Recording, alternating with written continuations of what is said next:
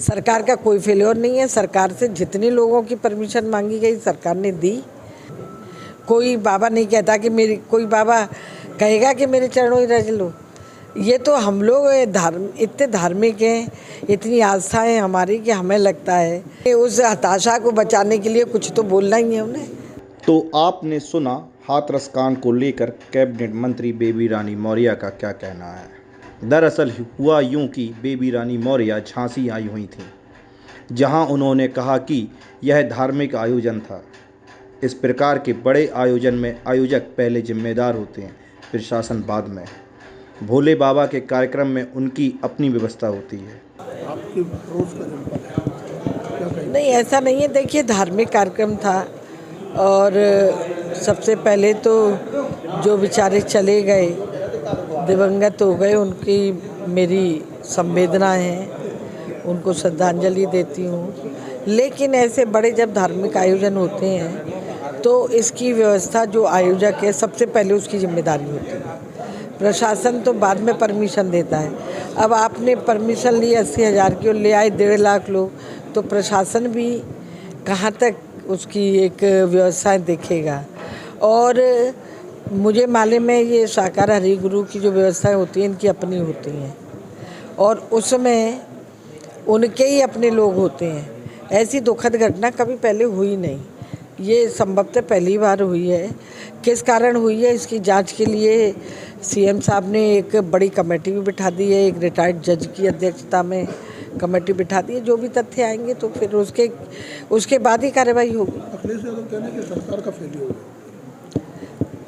वो तो कुछ भी बोल सकते हैं।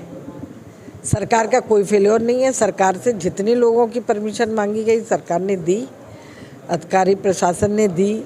लेकिन अगर उससे डबल भीड़ आ जाए तो प्रशासन को भी नहीं पता होता कि इतनी भीड़ आ जाएगी। दीदी, बाबा को क्यों बचाया जाए? उनका कोई इसमें रोल नहीं है बिल्कुल। क्या तरफ से मांग उठ रही है कि असली दोषी? देखिए, ये तो जांच के बाद ही मैं कुछ कह पाऊंगी। जब एक अध्यक्षता एक रिटायर्ड जज की अध्यक्षता में कमेटी गठित हो रही है, उसमें तथ्य निकल के आने दीजिए। उसमें ही पता चलेगा बाबा का दोष है कि नहीं है। कहा तो यही जा रहा है कि उनकी रज लेने भागे, वो निकल गए थे। हादसा तो बाद में हुआ है ना। अब देखो पता चले। दीदी, उन्हीं ने कहा कि मेरी चरणों की रज लो। नहीं, मुझे नहीं लगता ऐसा वो कहते होंगे। कोई बाबा नहीं कहता कि कोई बाबा कहेगा कि मेरे चरणों ही रज लो। ये तो हम लोग इतने धार्मिक हैं, इतनी आस्था है हमारी कि हमें लगता है कि हम इनकी रज लें तो शायद हमारा ये कष्ट दूर हो जाए, हमारी ये समस्या समाप्त हो जाए। पर मुझे नहीं लगता कि उन्होंने कहा होगा। लेकिन अगर मैंने पहले भी कहा है कि अगर कोई ऐसी भी बात होगी तो जो जांच चल रही है उसी में आगे का निकल।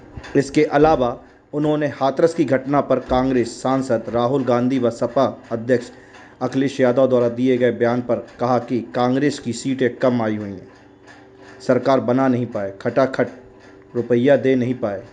इसी हताशा में राहुल खींच निकाल रहे हैं। प्रशासन जिम्मेदार है इसमें। वो लोग तो देखिए, सही बात तो ये है कि उनकी सीटें इतनी कम है, सरकार वो बना नहीं पाए, खटाखट रुपया दे रहे थे वो नहीं दे पाए। तो अपनी उस खींच को बचाने के लिए, अपने उस हताशा को बचाने के लिए कुछ तो बोलना ही है उन्हें, तो वो बोल रहे हैं। लोकसभा चुनाव में जो सीटें कम हुई उत्तर प्रदेश में, उसके लिए क्या लगा? उसकी भी समीक्षा चल रही है और उसका समीक्षा हो रही है। और कहीं जिसके कारण नहीं आ पाएंगे सीटें उनको हम फिर रिवाइव करेंगे और ज़्यादा सीटों से जीतेंगे। कहा जा रहा है कि उत्तर प्रदेश सरकार की इसमें कमी रही, योजनाएं नहीं, ऐसा नहीं है। ऐसा नहीं है। इतनी योजनाएं, इतनी गरीबों के लिए योजनाएं चली। एक विषय जो चला दिया कि ये संविधान बदल देंगे, ये विपक्ष ने उसी का है। और खुद अपनी नहीं बताते, इमरजेंसी खुद ने लगाई। जब कितने लोग जेल चले गए, ये कब हितैषी हैं दलितों के, ये कब हितैषी हैं पिछड़ों के।